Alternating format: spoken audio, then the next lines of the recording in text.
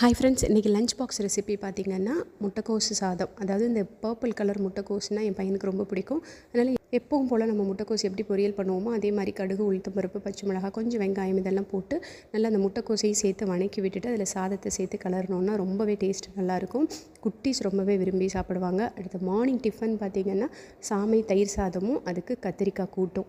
கத்திரிக்காயை லைட்டாக வதக்கி விட்டுட்டு இங்கே சாமையை வந்துட்டு கழுவி வேக வைக்கிறேன்.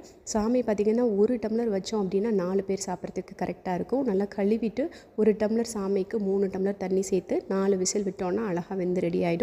எப்போவும் நம்ம தயிர் சாதத்துக்கு எப்படி தாளிச்சுப்போமோ அதே மாதிரி தாளித்து எடுத்துட வேண்டியதான். இந்த மாதிரி எப்பவும் இருக்கிற முட்டைக்கோஸை விட இந்த மாதிரி பர்பிள் கலர் முட்டைக்கோஸ் நம்ம கொடுக்கும்போது, அதாவது இந்த கலர்ஃபுல் வெஜிடபிள்ஸ் ஃப்ரூட்ஸில் வந்துட்டு நமக்கு ஆன்டி ஆக்சிடென்ட் அதிகமாக இருக்குது. அதனால் இந்த மாதிரி செஞ்சு கொடுத்தோன்னா குழந்தைங்களுமே ஒரு பார்க்க இன்ட்ரெஸ்டிங்காக அதை சாப்பிட ரொம்ப விரும்புவாங்க. நீங்களும் ட்ரை பண்ணி பாருங்கள்.